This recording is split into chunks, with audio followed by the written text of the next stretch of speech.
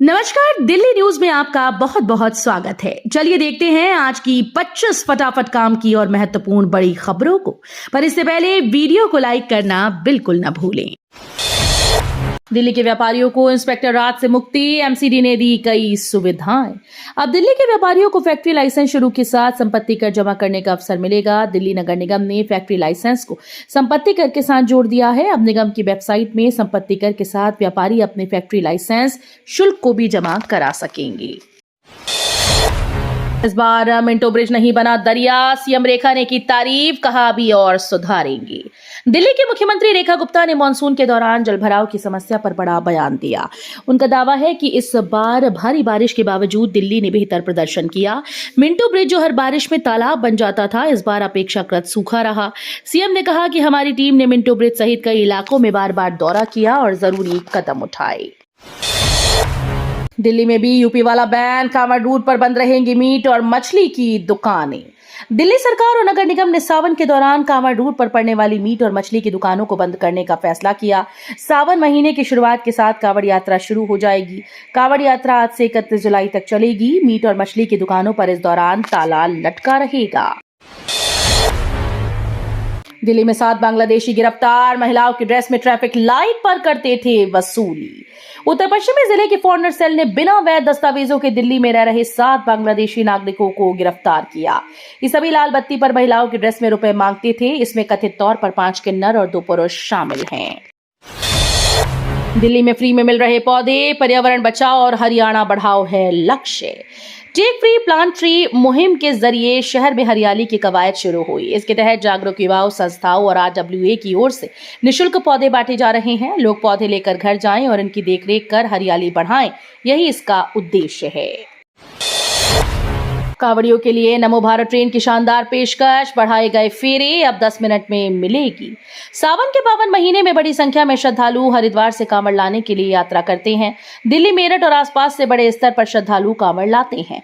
इस बार आज से सावन महीने की शुरुआत हो रही है। ऐसे में यात्री और श्रद्धालुओं की सुविधा को ध्यान में रखते हुए NCRTC ने नमो भारत की फ्रीक्वेंसी बढ़ाने का फैसला लिया है। सरकारी स्कूल्स में सभी कक्षाओं के लिए अनिवार्य होगा अंग्रेजी सेक्शन। सरकारी स्कूल के सभी कक्षाओं में बच्चे अब अंग्रेजी माध्यम में पढ़ाई करते दिखाई देंगे। शैक्षणिक सत्र 2025-26 से सभी कक्षाओं के लिए अंग्रेजी माध्यम का सेक्शन अनिवार्य होगा। शिक्षा निदेशालय ने सरकारी स्कूल प्रमुखों को सभी कक्षाओं में कम से कम एक सेक्शन अंग्रेजी माध्यम के रूप में संचालित करने के लिए निर्देशित किया। हड्डी और रीढ़ में दिक्कत और ब्रेन स्ट्रोक के मरीजों के लिए एम्स शुरू करने जा रहा है नया केंद्र। एम्स रिहेबिलिटेशन की सुविधा बढ़ाने की तैयारी कर रहा है। इसके मद्देनजर एम्स प्रशासन ने मैदानगढ़ी में बने एम्स कैपविम्स में PMR का उत्कृष्ट केंद्र शुरू करेगा। इससे हड्डियों की परेशानी से जूझ रहे मरीजों, रीढ़ में चोट से पीड़ित, हादसों में हाथ या पैर का हिस्सा गंवाने वाले लोगों इत्यादि को पुनर्वास की बेहतर सुविधा मिल सकेगी। राउज एवेन्यू कोर्ट में वकीलों को डिजिटल लाइब्रेरी का तोहफा, जजेस को भी मिलेंगे फायदे। राष्ट्रीय राजधानी के राउज एवेन्यू कोर्ट परिसर में तकनीकी नवाचार की एक नई मिसाल पेश करते हुए अगले सप्ताह तक लाइब्रेरी के शुरू होने की संभावना है। इस डिजिटल पुस्तकालय के शुरू होने से कृत्रिम बुद्धिमत्ता तकनीक का प्रयोग कर वकील और न्यायाधीश तुरंत कानूनी दस्तावेजों, आदेशों, केस लॉ और अधिनियम के बारे में आसानी से जानकारी हासिल कर सकेंगे। गुरु बिन ज्ञान न उपजे, गुरु बिन मिले न मोक्ष। सीएम रेखा गुप्ता ने गुरु पूर्णिमा पर बताई खास बातें। कोई अपने माता पिता को अपना सर्वोच्च गुरु मानता है तो कोई अपने किसी वरिष्ठ साथी को। हर किसी के दिल में गुरु के लिए एक विशेष सम्मान होता है। दिल्ली के नेताओं और अधिकारियों ने भी अपने गुरु के बारे में बात करते हुए कहा कि वे उनके लिए कितने खास हैं। सीएम रेखा गुप्ता ने कहा कि उन्होंने सिखाया कि संघर्ष चाहे कितना भी कठिन क्यों ना हो, अगर उद्देश्य स्पष्ट हो और मन साफ तो सफलता तय है। दिल्ली में ड्रग्स तस्कर गिरोह का खुलासा, करोड़ों रुपए की हेरोइन के साथ एक युवक गिरफ्तार। दिल्ली में मादक पदार्थों के खिलाफ चलाए अभियान के दौरान पुलिस को उस वक्त बड़ी सफलता मिली जब उसने देश भर में फैले ड्रग्स तस्कर गिरोह के प्रमुख सदस्य को गिरफ्तार करते हुए उसके पास से लगभग 7 करोड़ रुपए मूल्य की हेरोइन जब्त की। उदयपुर फाइल्स निर्माताओं को झटका, दिल्ली हाईकोर्ट ने रिलीज पर लगाई रोक। उदयपुर फाइल्स के निर्माताओं को झटका लगा, दिल्ली हाईकोर्ट ने उदयपुर फाइल्स फिल्म की रिलीज पर रोक लगा दी। उदयपुर फाइल्स आज रिलीज होने वाली थी। रिलीज से एक दिन पहले ही हाईकोर्ट ने फिलहाल के लिए इस फिल्म की रिलीज पर रोक लगाई। रोक लगाते हुए मुख्य न्यायाधीश DK उपाध्याय और जस्टिस अनीश दयाल ने याचिकाकर्ताओं को केंद्र का रुख करने के लिए 2 दिन का समय दिया। 2020 दिल्ली दंगा मामले में जांच अधिकारी की गलती पर भड़का कोर्ट। दिल्ली की एक अदालत ने फरवरी 2020 के दंगों के एक मामले में आरोपियों को दी जाने वाली कॉपीज तैयार न करके केस में देरी करने के लिए एक पुलिस अधिकारी को फटकार लगाई। इसके साथ ही कोर्ट ने उक्त अधिकारी के खिलाफ कार्रवाई करने और इस बारे में अदालत को जानकारी देने के निर्देश भी उच्च अधिकारियों को दिए हैं। इमरजेंसी पर शशि थरूर ने लिखा आर्टिकल, कहा आज का भारत 1975 का भारत नहीं। पूर्व प्रधानमंत्री इंदिरा गांधी की ओर से लगाए गए आपातकाल की कड़ी आलोचना करते हुए कांग्रेस सांसद शशि थरूर ने कहा, इससे पता चलता है कि किस तरह से अक्सर आजादी को छीना जाता है। उन्होंने कहा कि आपातकाल ये भी दिखाता है कि कैसे दुनिया मानवाधिकारों के हनन से अनजान रही। कोर्ट ने टीएमसी सांसद डेरेक ओब्रायन, सागरिका घोष समेत 10 नेताओं को किया बरी। दिल्ली के राउज एवेन्यू कोर्ट ने पिछले साल अप्रैल 2024 में चुनाव आयोग के बाहर विरोध प्रदर्शन के मामले में टीएमसी सांसद डेरेक ओब्रायन समेत सभी 10 लोगों को बरी कर दिया है। अतिरिक्त मुख्य न्यायिक मजिस्ट्रेट नेहा मित्तल ने आरोप मुक्त करने का आदेश पारित किया। दिल्ली की तीसरी रिंग रोड का बढ़ेगा दायरा, नोएडा गाजियाबाद तक जाना होगा आसान। दिल्ली की सड़कों पर बढ़ते ट्रैफिक के बोझ को कम करने के लिए national highway authority of India यानी NHAI एक खास योजना लेकर आई है।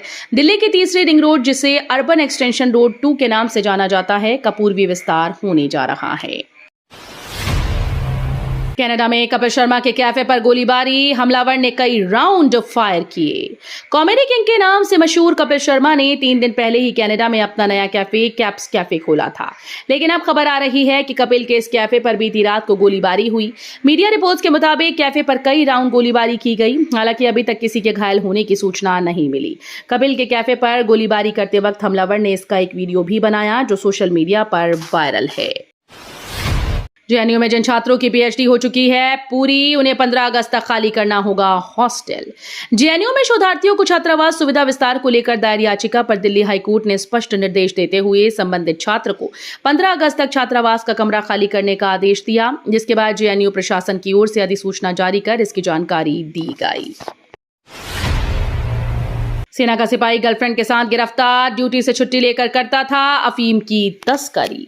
देश की रक्षा करने की शपथ लेने वाला सेना का एक सिपाही नशीले पदार्थ की तस्करी करते पकड़ा गया। वो अपनी गर्लफ्रेंड के साथ मिलकर गिरोह चला रहा था। वो अक्सर निजी कारणों का बहाना बनाकर ड्यूटी से छुट्टी लेता था और तस्करी को अंजाम देता था। अरविंद केजरीवाल जी, आपको नोबेल पुरस्कार मिलना चाहिए, भाजपा ने भी कर दिया समर्थन। दिल्ली के पूर्व सीएम और आम आदमी पार्टी के राष्ट्रीय संयोजक अरविंद केजरीवाल ने बीते दिन खुद को नोबेल पुरस्कार दिए जाने की बात कही थी, जिसका समर्थन अब दिल्ली की भारतीय जनता पार्टी ने भी कर दिया है। हालांकि दिल्ली भाजपा के अध्यक्ष वीरेंद्र सचदेवा ने पुरस्कार देने के लिए जो कैटेगरी गिनाई वो केजरीवाल से अलग थी। बच्चों पर मोबाइल फोन की लत का घातक हो सकता है परिणाम। गाजियाबाद के मुख्य चिकित्सा अधिकारी ने एक एडवाइजरी जारी की, जिसमें बताया गया कि वो मोबाइल फोन की लत बच्चों के लिए कितनी घातक साबित होती है। एडवाइजरी में इससे पैदा होने वाली कई समस्याओं के बारे में बताया गया। इन्हें शारीरिक, भावनात्मक, मनोवैज्ञानिक और व्यवहार संबंधी समस्याओं में बांटा गया। नोएडा में बिना फिटनेस जांच वाले वाहन होंगे जब्त, इन गाड़ियों पर भी एक्शन की तैयारी। गौतम बुद्ध नगर जिले में गुरुवार से वाहनों की फिटनेस जांच का अभियान चलाया जाएगा। परिवहन विभाग की प्रवर्तन टीम जांच अभियान चलाएगी। इसमें बिना फिटनेस जांच दौड़ते वाहनों को जब्त किया जाएगा। इस बीच ओवरएज हो चुके वाहनों पर भी परिवहन विभाग की ओर से एक्शन की तैयारी है। बाढ़ भूस्खलन प्रभावित 6 राज्यों को केंद्र ने दी करोड़ों की मदद। केंद्र ने बाढ़ और भूस्खलन प्रभावित असम, मणिपुर, मेघालय, मिजोरम, केरल, उत्तराखंड के लिए राज्य आपदा प्रतिक्रिया कोष में केंद्रीय अंशदान के तहत 1066.80 करोड़ रुपए मंजूर किए। केंद्रीय गृह मंत्री अमित शाह ने गुरुवार को ये जानकारी दी। सुप्रीम कोर्ट का SIR पर रोक से इनकार, ईसी को दिया आधार। बिहार में चल रहे वोटर लिस्ट जांच सुधार को रोकने से सुप्रीम कोर्ट ने मना कर दिया है। कोर्ट ने कहा कि वो चुनाव आयोग जैसे संवैधानिक संस्था को उसका काम करने नहीं रोकेगा। हालांकि कोर्ट ने सुझाव दिया कि आयोग मतदाता की पुष्टि के लिए आधार, मतदाता पहचान पत्र और राशन कार्ड जैसे दस्तावेजों को स्वीकार करने पर भी विचार करे। जीएसटी की 12% स्लैब में बदलाव से उद्योग और आमजन को मिलेगी राहत। वस्तु और सेवा कर यानी कि जीएसटी की 4 स्लैब में से दूसरी 12% की स्लैब को लेकर जिस तरह की चर्चाएं आम हो रही हैं, उससे मध्यम और निम्न वर्ग में आशा का संचार होने लगा। दरअसल समाज का मध्यम और निम्न वर्ग सबसे अधिक प्रभावित जीएसटी की 12% वाली स्लैब से ही हो रहे हैं।